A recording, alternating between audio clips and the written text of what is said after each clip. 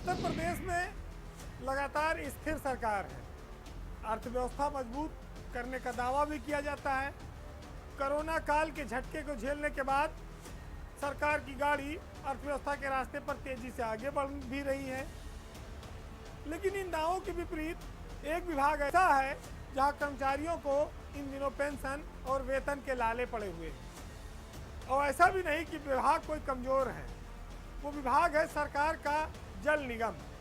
उत्तर प्रदेश का जल निगम पिछले कई वर्षों से कंगाली के दौर से गुजर रहा है। आलम यह है कि निगम के जो कर्मचारी हैं और जो पेंशनर हैं, रिटायर हो चुके लोग, वो कई महीनों से पैसा ही नहीं पा रहे हैं। पासबुक में खाते में पैसा आता है, लेकिन बैंक में जाओ तो पैसा मिलता नहीं है। कर्मचारी तो मान लीजिए चलिए उनको वेतन मिल जा रहा है, लेकिन जो पेंशनर इसी के भरोसे ज़िंदगी जी रहे हैं, उनका जीवन बड़ा कष्टकारी हो चला है। उत्तर प्रदेश के जल निगम में लगभग 10,000 कर्मचारी और रिटायर दोनों को मिलाकर लोग हैं, जिन पर एक बड़ा वेतन और पेंशन पर पैसा खर्च होता है। लेकिन उत्तर प्रदेश जल निगम के पास कई हजार करोड़ के ठेके भी हैं, काम भी हैं।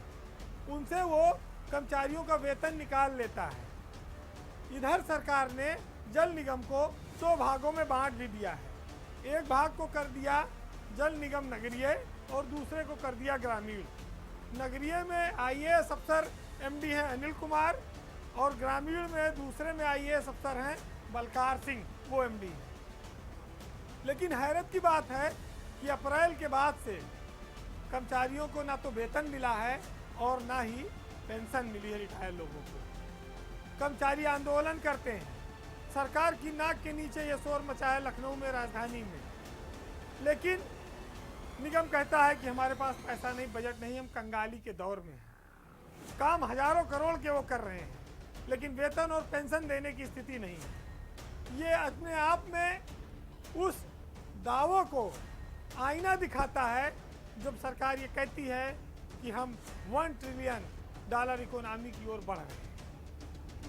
अब आप सोचिए कि उत्तर प्रदेश जैसे विशाल राज्य में, जहाँ पर एक इतने बड़े विभाग में लोगों को पेंशन और वेतन न मिल रहा हो, वहाँ पर कैसे अर्थव्यवस्था परवान चल रही है।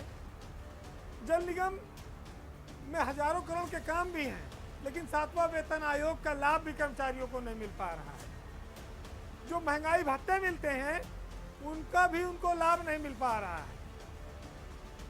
जो लोग रिटायर हो गए, उनके बच्चे हैं पढ़ने वाले, किसी के बच्चों की शादी है, किसी की बीमारी है, कोई गंभीर परेशान है, इसके लिए पैसा चाहिए इलाज के लिए।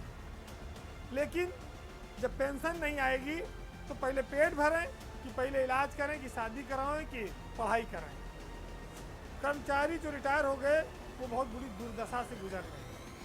उनके घरों की हालत जाकर देखिए तो पता लगता है।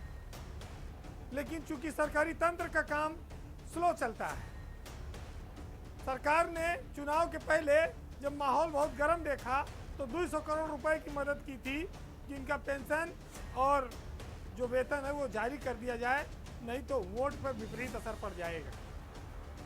चुनाव बीत गया, चुनाव जीत गए, दोबारा आ गए, फिर बैकलॉग बढ़ रहा है।